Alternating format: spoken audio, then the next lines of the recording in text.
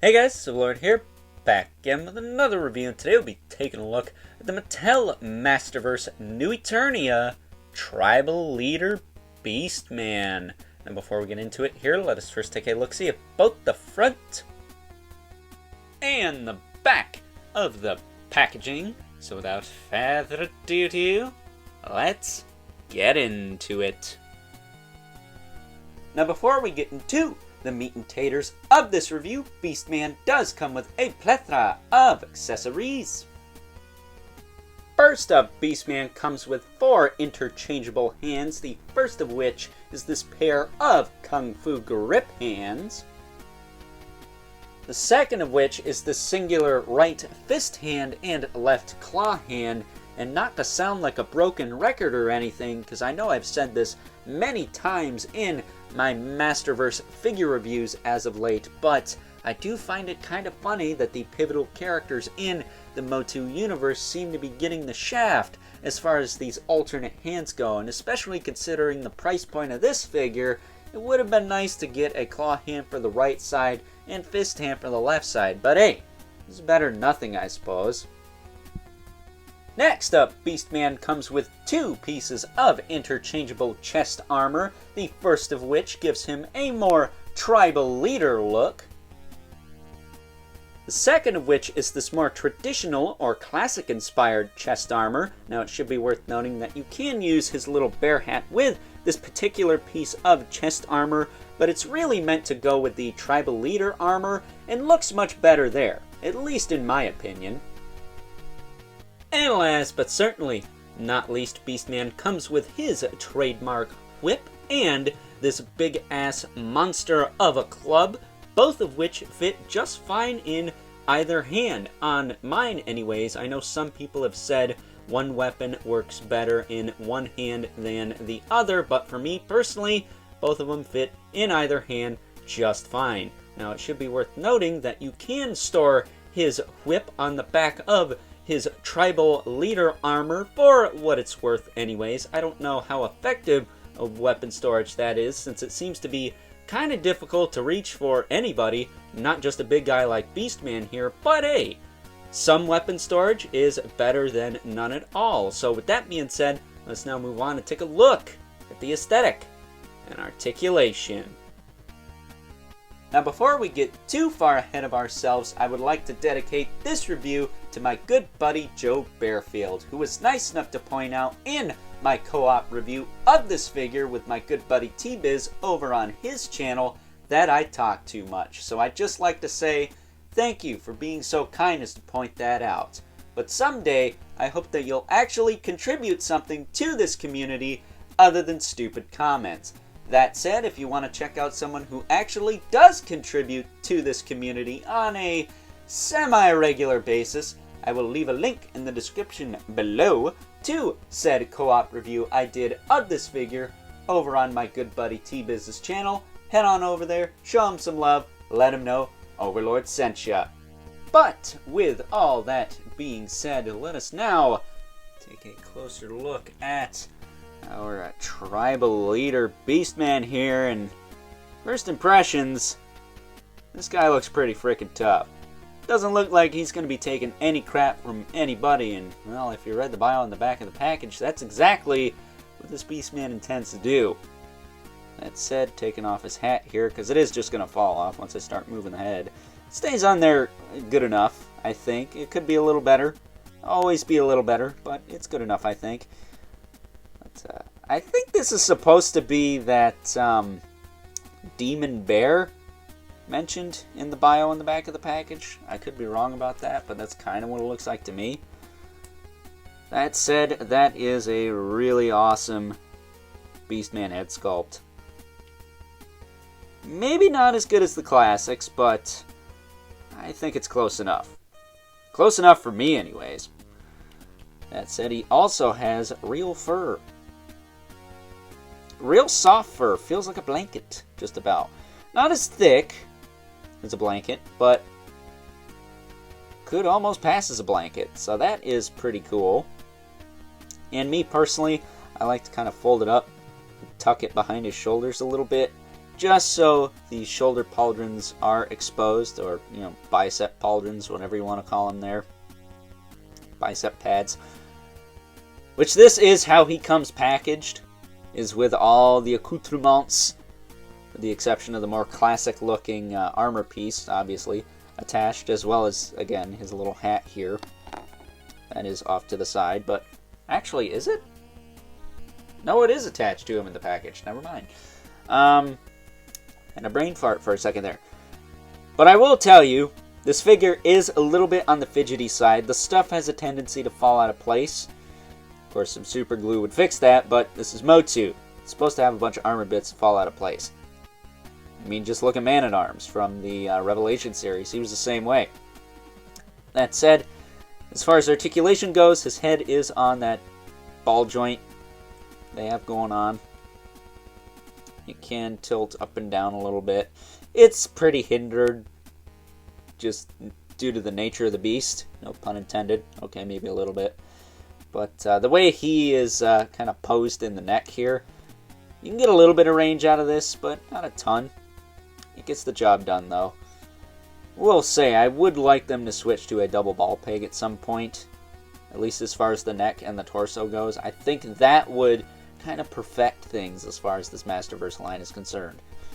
As far as the shoulders go, you can move out, you move back down, move forward and back. He's got a bicep swivel, double joint at the elbow, which I gotta tell you, the double joints on this guy are pretty tight, so be careful with that. You may want to use a little bit of heat before you go cranking on him like a maniac like I did, but this figure feels, for the most part, pretty sturdy. With the exception of one area, this bicep on mine, it doesn't feel fragile or anything. It's just not able to plug in all the way. I've already taken it apart and looked at it. There is a second ridge in there that's not supposed to be there. I say that because it's only like halfway around. It's not all the way around like the other ridge is, so probably going to have Mr. Brian, a.k.a. my dad, a.k.a. the old man, Dremel that out. We'll put this back on. It's okay, but his one arm is like slightly off compared to this one. So with that said, I know I'm OCD, I know I'm anal, but at the end of the day, if it wasn't for guys like me, your stuff would be screwed up too, so suck it. Moving on from that though, he does have hinge and swivel wrists. Unfortunately, the grip hands do not have the up and down hinge that I prefer, but it is what it is. And as far as the torso goes, he can crunch forward, he can crunch back a little bit. He does have a little tilt, and he does have some of that Flopodopolis syndrome going on in the torso that I'm not fond of. That is kind of a thing with this line. That said, the armor helps hold it in place and not have that problem, so, you know, no cry, no foul. That said, I would like to see a double ball peg in the torso as well. Just like the neck, I think on top of getting the added range, it's a little bit better of a joint system. It's not as fragile. Because right now these guys are kind of springy in the torso. And to this day, I don't know why they went with that design. It's just kind of, it's a hindrance more so than anything. That said, the Marvel Legends Hulks do that, so, you know, it is what it is. He does have a little spot to store his whip right on his butt there. And can I just say, is it odd that it's all the way on the back and not like on the side? I mean, I'm no expert, but I've seen Indiana Jones and he stores his whip on the side and he's able to get to it relatively easily. This is a big dude. He's not the most flexible guy in the world, I believe, and that's kind of tricky to get that whip out of there, you know, in time to crack someone across the face with it. So, you know, that's just me possibly being over-observant about something, but it just doesn't seem practical to me. But it is what it is. It's storage. That's probably where I will be putting the whip on mine, because I'm not going to display this guy with the club. The thing is awesome. That said, he does have a waist swivel. That does work pretty well. It's a little tricky to rotate with the this armor on. as opposed to the more classic inspired armor, because it does go over his abdomen more so than the other one, but it can be done. It can be done. Getting his arm out though. His hips can kick out to the side, almost doing perfect splitsies. They are kind of loose though, in neutral, which is weird because in every other position, they're not quite that loose. Like forward, they're not moving. Neutral, they're kind of floppinopolis. So I don't know what's up with that. I think that's a widespread issue. I don't think that's just on mine, because it's also like that over here as well. Not as bad, but it's noticeable. That said, we at least don't have to lube the crap out of the hips. Maybe go in there with some Elmer's glue, but I don't think that's really necessary. I'm not going to do that with mine. I think it's okay. I can get him to stand, but it is something to note. He does have a thigh cut on top of that, which works fine. He's got a double jointed knee, which again, pretty tight like the elbows were, but I think these were a little bit easier to get to move. Straighten that out. That's just it. The hips might be kind of whatever going in and out, but everything else is pretty tight on this guy. He does also have calf rotations. A little hard to get to because of the armor piece there, but it can be done. So that works fine. I'm actually going to go to this ankle for ankle articulation. This one's a little tighter. I heated this one up so it works a little better, but he can hinge forward and back, and he has the rocker as well. Bare feet. Nice big flat feet, so really getting him to stand isn't difficult. It's just his hips kind of want to kick out a little bit when you're trying to do it. It's a little annoying, so I might even just shove a clear elastic up in there, and yep, there's his beast crotch. Sorry about that, folks. I forgot he wasn't wearing pants. Ain't that something? But I might shove a clear elastic up in there, and that'll probably help his legs from spreading out. I had to do that on my Figura Obscura Krampus from Four Horsemen before Chris was nice enough to send me a new crotch and hip situation that was not as loose. Shout out to Chris. But, yeah, really awesome figure, man. I can't express how much I love this figure. Like, pictures don't do it justice. You have to have it in hand. You have to play with it. You have to mess around with all the different parts and get your own configuration going, because I just think this is probably one of the most versatile and fun figures in this line so far. And quite possibly my favorite. I don't know. I'm not, like, Beastman's one of my favorite characters from this series, but I wouldn't say he's top 5. But this figure, I don't know, man.